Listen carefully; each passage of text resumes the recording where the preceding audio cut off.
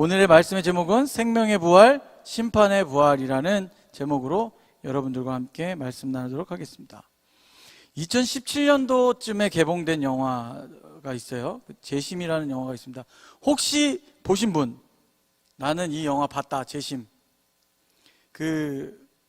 박준영 변호사님의 이야기, 약촌 오거리 사건의 재심을 통해서 무죄를 받은 그 영화입니다.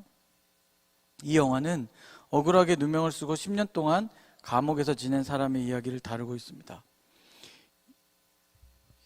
이런 부분에, 이러한 어떤 사회적인 문제에 관심 있는 사람들은 많이 기억하고 있겠지만 16세에 배달 일을 하던 소년이 범인으로 지목되어 10년간 옥살이를 한 내용입니다. 내가 죄를 짓지 않았는데 10년 동안 옥살이를 하면 여러분 어떤 느낌일까요? 사실 10년도 말할 게 없어요. 한 달도, 전에도 얘기했지만 코로나 때문에 일주일 격리하는 것도 힘든데 10년이란 시간을 누군가의 죄 때문에 내가 대신 옥살이를 했다. 어떤 마음일까요? 그 사건을 다시 파헤쳐서 재심까지 가는 것도 쉽지 않았다고 합니다. 현실적으로 재심을 이끌어내는 것도 굉장히 어려운 일이라고 그렇게 들었습니다. 또 최근에 소년 법에 관련된 드라마가 하나 나왔죠. 그래서 보면 청소년들의 범죄를 다루는 내용의 드라마였습니다. 재미있으면서도 사회의 한켠에 씁쓸한 우리의 현실을 볼 수 있는 드라마였습니다.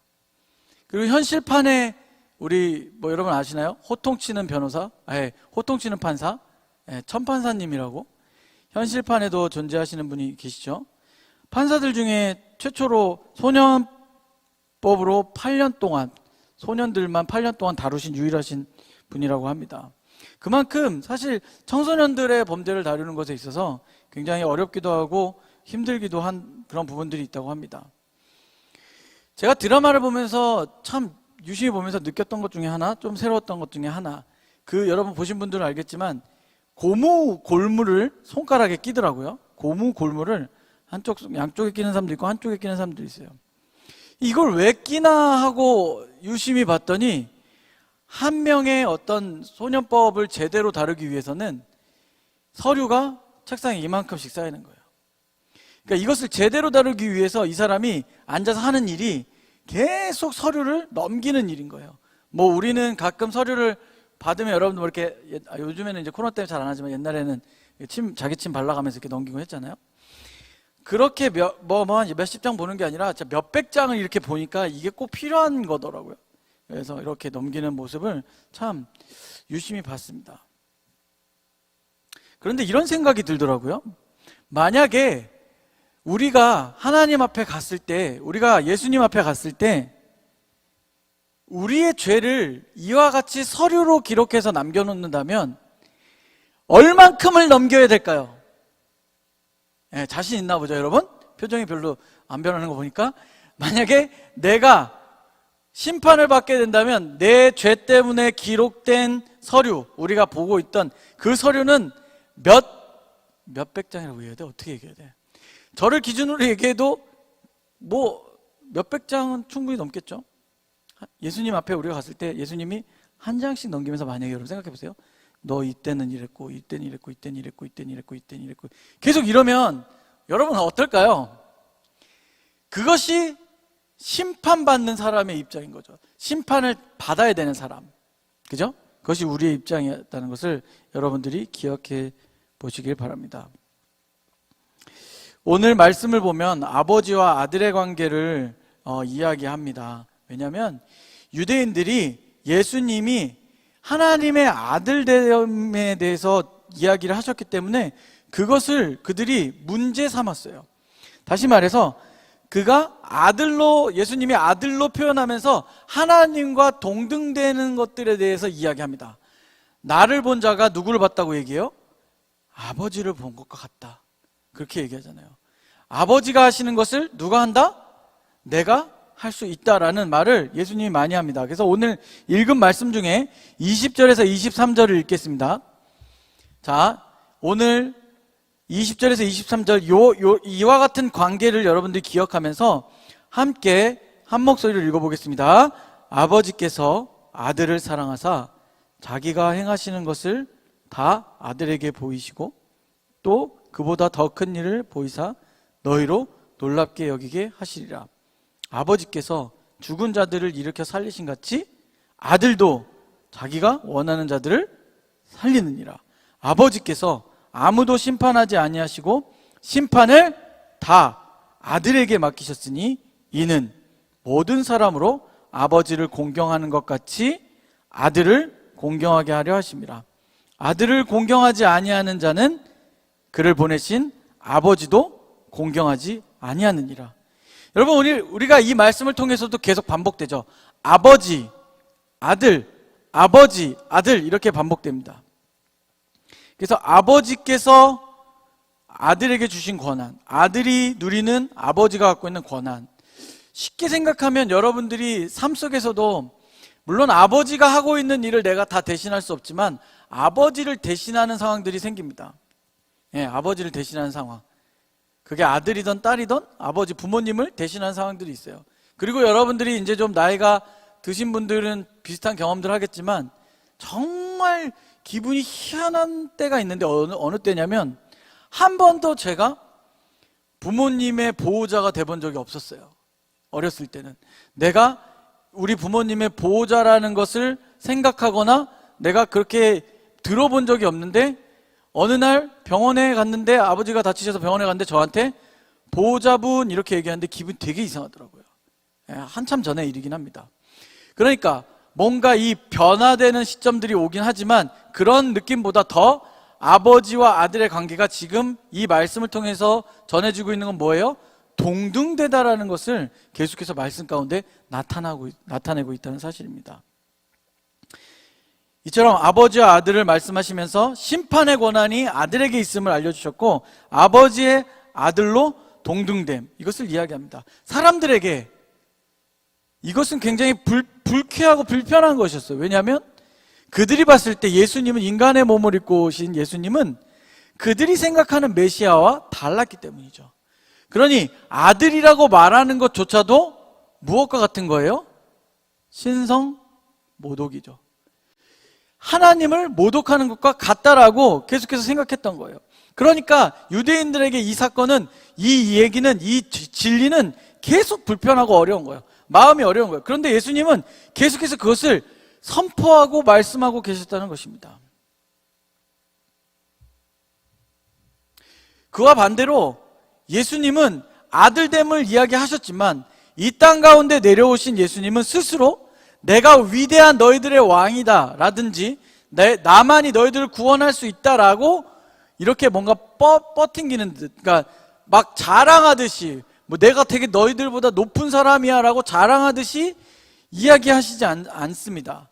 예수님은 성경에서 본인을 얘기할 때 인자라는 표현을 많이 씁니다. 이것은 하늘의 영광을 버리고 낮은 자의 모습으로 이 땅에 오신 것을 이야기합니다. 그러니 인자라고 표현하는 것 자체가 사람들에게, 많은 사람들에게 스스로를 나타낼 때 겸손의 표현으로 인자라는 말을 쓰는 거죠. 저도 여러분에게 인자라고 표현해야 되나요? 이단같이 갑자기? 그죠? 그러니까 여러분에게 예수님이 동일하게 그렇게 보여주신 것을 오늘 우리가 보고 듣고 따라간다는 거예요. 우리에게 굉장히 권위 있게, 뭔가 힘 있게, 뭔가 능력이 뛰어난 자로 오신 것이 아니라 겸손한 모습으로 이 땅 가운데 오셨다는 것이죠.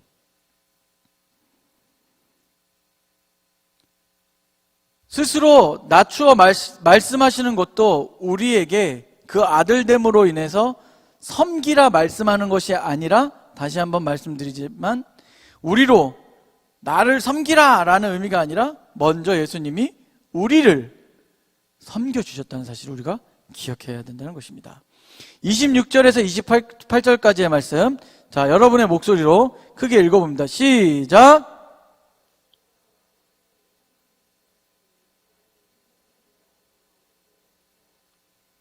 또 인자됨으로 말미암아 이를 놀랍게 여기지 말라. 무덤 속에 있는 자가 다 그의 음성을 들을 때가 오나니. 앞에서 읽었던 말씀을 뒤에서 한 번 더 이야기하는 거죠. 아버지와 아들의 관계에 대해서 이야기하시면서 또 한 번 이렇게 얘기하시는 거예요. 아버지께서 자기 속에 생명이 있음 같이 아들에게도 그 생명을 주셨다는 거예요. 그리고 그가 인자로 표현되는 예수님을 통해서 심판하는 권한을 주셨대요. 그런데 이것을 놀랍게 여기지 말라고 이야기하면서 어느 때를 이야기해요? 무덤 속에 있는 자가 다 그의 음성을 들을 때가 온대요. 여러분, 이 말이 무엇을 의미하나요? 무덤 속에 있는 자들이 다 그의 음성을 들을 때가 온다는 말이 무엇을 의미할까요? 예수님이 우리에게 보여주신 것과 같이 부활의 때가 온다는 거죠. 모든 죽은 자들의 부활이 일어난다는 뜻입니다. 그때 바로 오늘 말씀의 제목처럼 심판의 때가 일어나는 겁니다. 자, 여러분, 이런 심판의 때와 마지막 때를 가장 많이 사용하는 단체들이 있어요. 단체들. 이제 힘들어 말을 하기도. 그런 단체들이 어디예요? 신땡지 그런데, 그지? J땡S 이런데. 이거 그냥 얘기해도 되잖아, 그죠? 예. 신천지나 JMS 또 뭐 있어요? 구원파. 여러분 아는 이단들이 뭐 있어요? 신옥주 알아요? 아, 몰라요? 여자 분 계십니다.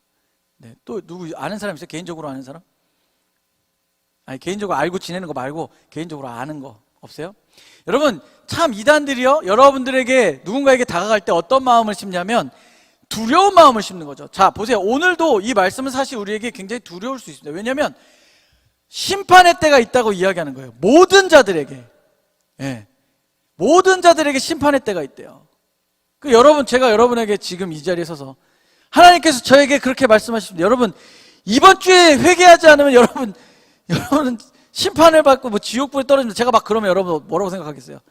아, 물론 뭐 목사님 이상하신데 이렇게 생각할 수도 있지만 뭔가 누군가에게는 그런 말들이 굉장히 두려움으로 다가온다. 그런데 우리에게 예수 그리스도를, 그 인자를 보내신 가장 큰 이유는 우리로 하여금 그 심판을 경험하지 않게 하시기 위한 거예요. 다시 말해서 우리를 구원하신 것, 우리를 구원의 길로 인도하신 것은 심판의 부활이 아니라 오늘 말씀의 제목처럼 생명의 부활로 우리를 인도하신다는 사실입니다. 여러분, 뭐가 다른지 아시겠어요? 심판의 부활과 생명의 부활은 완전히 다른 것을 의미합니다. 심판의 때가 되면 우리는 지금 현재의 육신의 몸을 다시 입게 되는 거죠. 우리가 죽어서 우리의 영혼이 하늘나라에 갔다가 예수 그리스도의 재림과 동시에 우리가 예수님이 부활하신 것처럼 이 육신의 부활이 동시에 일어납니다. 그리고 그 부활로 인해서 우리가 부활체를 입고 예수님 앞에 섰을 때 우리는 생명의 부활을 입어야 되는 사람들이죠. 맞죠? 여러분들은 지금 이곳에서 예배하면서 그 예수 그리스도를 구주로 영접하셨죠? 그런데 예수 그리스도를 구주로 영접하지 않은 자들에게 일어나는 것이 무엇이냐면 심판의 부활이라는 거예요. 그들이 주님 앞에 섰을 때는 심판이 일어나는 거예요. 그런데 여러분들이 진리를 따르고 하나님을 따르고 예수 그리스도의 믿음을 가지고 복음을 전하기 위해서 열심히 이 땅 가운데서 수고하고 노력하며 살아갑니다. 완전한 사람 없죠. 다 부족하고 다 연약하죠. 심지어 목회자도 마찬가지입니다. 그렇게 자신의 연약한 가운데 무엇을 바라보고 어떻게 살아가기로 다짐하고 어떻게 살아가느냐가 생명의 부활이냐 심판의 부활이냐로 나누어진다는 사실을 여러분들이 기억했으면 좋겠습니다. 우리가 사는 삶 속에서도, 우리가 살아가는 이 사회 속에서도 얼마나 잘못했는지에 따라서 죄의 형벌을 정해요. 어떤 사람은 벌금형, 어떤 사람은 집행유예, 어떤 사람은 실형, 어떤 사람은 무기징역, 어떤 사람은 사형 선고를 받아요. 자기가 죄를 지은 것과 비례해서 무언가 형을 받는다고요. 법원에 가본 적이 있습니까, 여러분? 일하러 가는 거 말고 뭔가 잘못해서 가본 사람이 있을 수도 있어요. 저는 청년 때 법원에 가본 적이 있습니다. 아, 뭘 잘못했길래 목사님 또 법원에 가셨을까? 길거리에 찬양 콘서트 한다고 포스터 하나 붙였다가 걸렸어요. 대학로에서 한참 막 그때 열심히 막 그런 거 할 때 봉사하고 도와줄 때 경찰이 보고 있다가 제가 한 장을 딱 붙이니까 바로 즉결 심판을 딱지를 딱 띄더니 다음날 법원을 가려는 거예요. 너무 억울하다. 아니 그거 잠깐 붙인 거 떼면 되잖아요. 막 그런데 안 된대. 법원을 가봤어요. 판사 앞에 서봤죠? 판사가 뭐라고 얘기하는 줄 알아요? 이름과 주민번호 여러 번 보듯이 드라마에서 얘기해요. 뭘 잘못했는지 얘기해요. 어제 몇 시 몇 분에 뭐 불법 부착물을 작용해서 뭐 해서 이것을 인정합니까? 이렇게 물어봐요. 알고 있는 거잖아요, 자기들이. 근데 확인하면서 물어본다고 다시 이것을 인정하냐고. 근데 내가 만약에 억울해가지고 아니 그거 하나 붙인 거 가지고 그래요. 막 이러면은 어떻게 될까요? 플러스 뭐가 될까요? 괘씸죄가 있겠죠. 그래서 제가 뭐라 그랬냐면 네 인정합니다. 그랬더니 얼마 딱 벌금형 때리고 가라 그러더라고요. 네. 근데 여러분 보세요. 우리가 사는 삶 속에서는 내가 죄를 졌다고 했을 때 내가 뭔가 죄인이라는 것을 법 앞에 서서 내가 판결을 받으면 그 기간이 지나면 내 죄에 대한 것들이 사라진다고요. 내 죄에 대한 것들이 사라져. 그러니까 또 다른 죄를 짓지 않으면 내가 법원에 끌려갈 일도 뭔가 그렇게 재판을 받을 일도 없어요. 그만큼의 내가 뭔가를 해내면 돼요. 받아내면 되고 실형을 받는 사람들도 몇 년 살다 나오면 그 죄에 대한 대가를 치렀다고 말해요. 그런데 오늘 우리가 살펴본 이 말씀은 단순히 내가 그렇게 해서 내 죄를 이만큼 살다가 끝내는 게 아니라는 거예요. 내가 이만큼을 쉽게 얘기해서 내가 이만큼을 지옥에서 보내면 끝났어 너 이제 천국으로 갈 수 있어가 아니라는 거예요. 이것은 우리의 삶에 무엇을 바라보고 가느냐의 그 믿음의 길에 굉장히 중요한 사실이라는 거죠. 그 누구도 이것을 대신해 주지 못하고 또 내 가족일지언정 내가 가족을 대신해서 해줄 수도 있는 일이 아니라는 겁니다. 우리가 생명의 길로 가고 있다면, 생명의 부활로 우리가 살아가고 있다면 우리의 가족들을 위해서, 우리의 이웃들을 위해서, 우리의 친구들을 위해서, 나의 회사에 있는 사람들을 위해서, 물론 만나면 짜증날 수 있지만 그 사람들을 위해서도 우리가 계속 기도해 줄 수 있는 삶이 되어줘야 된다는 사실입니다. 오늘 말씀을 시작하면서 앞에서 언급했듯이 만약 하나님께서 나의 죄를 서류로 기록하고 계시다면 여러분, 저와 여러분의 서류는 몇 장일까요? 다시 한번 질문해 보겠습니다. 나는 10장 이내일 수 있다. 자신 있게 손들 수 있습니까? 나는 내가 앞으로 살아갈 날 포함해서 10장이다. 10장 이하다 라고 생각할 수 있는 사람이 있을까요? 그런데 제가 아까 얘기했죠. 저는 포스터 하나 붙였는데 법정에 끌려가서 몇 날 몇 시에 어디서 뭐 했죠? 라고 되확인할 때, 자 그럼 생명의 부활이 아닌 사람들이 주님 앞에 섰을 때 만약 이와 같은 질문을 주님이 하신다면 몇 날 몇 시에 네가 뭐 했지? 라고 물어보신다면 거기서 무슨 변명을 할 수 있을까요? 그거는요 그게 아니라 제가 어떻게 해서 그런 거고요. 저는 그럴 마음이 없었습니다. 통과. 오케이 좋아. 몇 날 몇 시에 또 뭐 했지? 이것도요. 이렇게 수만 가지 수백만 가지를 다 그 앞에서 내가 아무리 아니라고, 그것은 내가 한 게 아니라고 부인하더라도 내 결과가 달라질 수 없다는 겁니다. 심판의 부활 앞에 선 자들은 이미 그것이 심판받을 수밖에 없는, 다시 말해 그 심판은 천국으로 가는 것이 아니라 이 땅 가운데 살면서 예수 그리스도를 믿지 않고 따르지 않았던 것에 대한 그 수없이 많은 시간 동안 복음을 듣고 예수 그리스도를 영접할 수 있었던 그 시간들을 내가 다 뒤로 한 채 살아온 그 삶에 대한, 결국 그 생명 되신 예수 그리스도를 믿지 않은 결과가 그곳에서 이루어진다는 사실입니다. 그렇다면 주님이 우리에게 주시는 은혜는 어떤 은혜입니까? 주님이 저와 여러분에게 주시는 은혜는 어떤 은혜예요? 하루하루를 살아가면서, 한 주 한 주를 살아가면서 여러분들이 수고하고 애쓰는 모든 곳에서 얼만큼의 은혜를 누리고 살고 있다고 생각하십니까? 우리가 생각하는 것 이상으로 너무 큰 은혜를 우리에게 주고 계시는 사실을 기억해야 됩니다. 우리가 심판의 부활 앞에 서는 사람이 되지 않길 바랍니다. 저와 여러분이, 그리고 우리만 생명의 부활로 가는 삶이 되지 않길 바랍니다.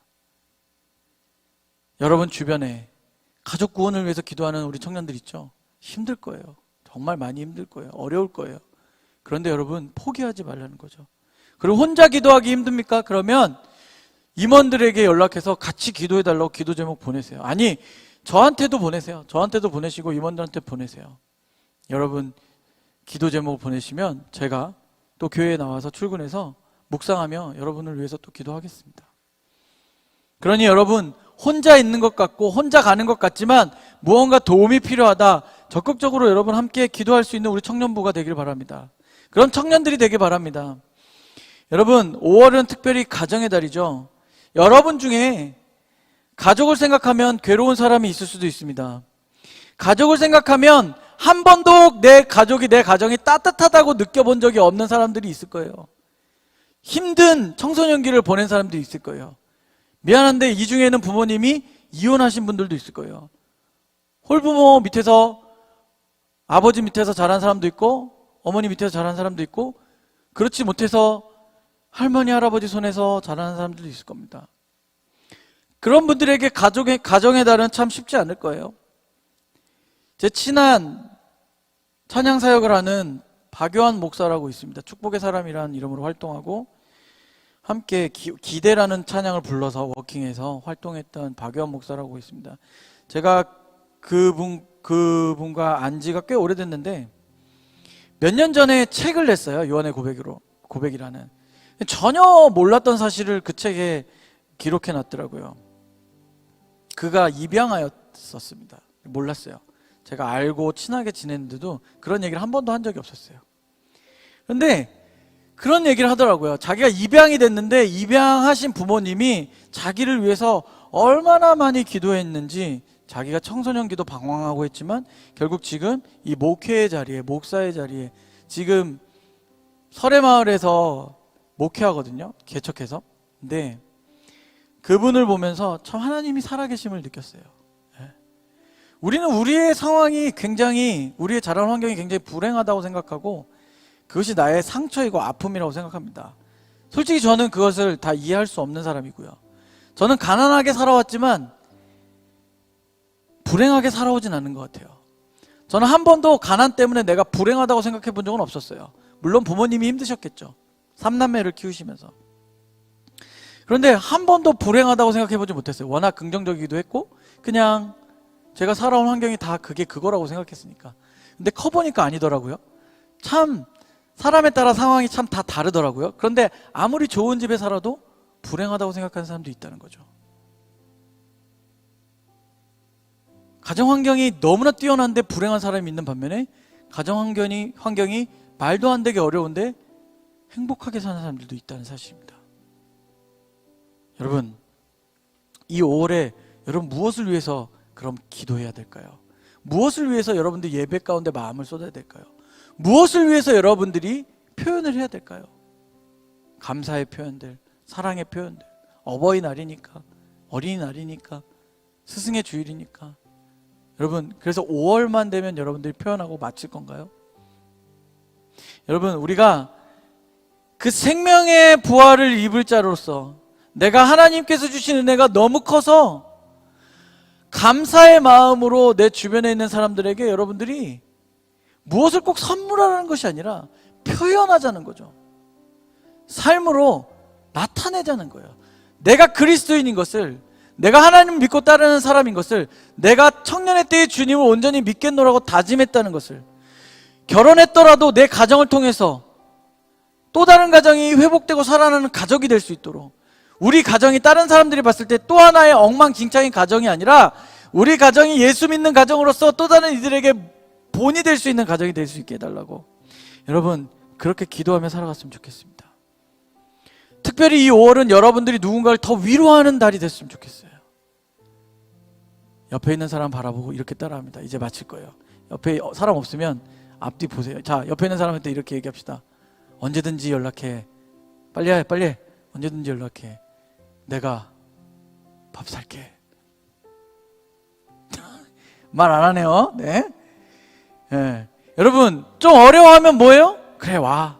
뭐 차라도 한잔 마시자. 밥이라도 한번 먹자. 제가 교회 화요일부터 주일까지 있어요. 주일은 뭐 이렇게 예배하다 끝나니까 토요일까지 있어요. 그러니까 여러분들이 정말 너무 힘들어서 어딘가 갈 데도 없고, 정말 누군가가 나를 좀 얘기를 들어줬으면 좋겠다. 그럴 때 어디로 오면 돼요? 오지 마. 교회 오시면 돼요. 오셔서 지하 1층에 보면 제 사무실이 있어요. 언제든지 여러분들이 오기를 또 기다리고 있습니다. 함께 그렇게 여러분 마음 나눴으면 좋겠습니다. 정리합니다. 예수님은 하나님의 아들됨으로 이 땅에 오셨어요. 사람들은 그가 어떤 분인지 잘 알지 못했죠. 그저 신기한 능력을 가진 분이라고 생각했습니다. 그러나 예수님은 유일하신 구원자가 되셨고 이 땅 가운데 오셨다는 거죠. 오늘 그 일이, 그 은혜가, 오늘 생명의 부활이 2000년 전에 일어났던 일로 끝나는 것이 아니라 그때로부터 시작해서 지금까지 예수 그리스도를 믿고 따르는 우리 모두에게 여전히 일어나고 있다는 사실을 기억하시기 바랍니다. 그리고 그분의 사랑이 오늘도 저와 여러분에게 계속되어지고 있음을 잊지 말아야 하겠습니다. 이번 달 아까 얘기했듯이 여러분 누군가 위로가 되길 원하고, 또 여러분 특별히 가족과 친구들, 또 선생님들, 또 우리 부부들 서로에게 감사의 표현들을 많이 했으면 좋겠어요. 더불어 여러분들이 생명의 부활 앞에 서게 될 삶을 살아갈 수 있는 삶, 살아가는 삶, 그래서 나만이 아니라 다른 이들도 같이 생명의 부활을 살아갈 수 있도록 인도하는 그런 축복의 삶을 사는 저와 여러분이 되기를 예수님의 이름으로 축원합니다. 아멘. 함께 찬양하겠습니다.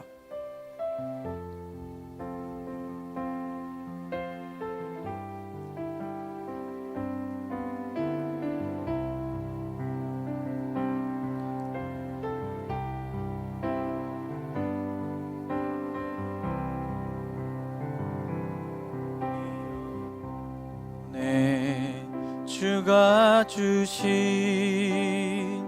꺼지지 않는 빛이 있네. 오직 주님께 우릴 드릴 때 그 빛을 밝혀 주시리라. 절망에 빠진 형제의 맘에 꺼져만 가는 빛을 보내. 주님을 떠나 방황하는 잠에도 그 빛의 생명 잃어가네. 이제 일어나 소망이 없는 어두운 세상에 나아가리. 내 빛 비춰라 모두 알도록 빛을 들고 세상으로 빛을 들고 세상을 우리 맘속에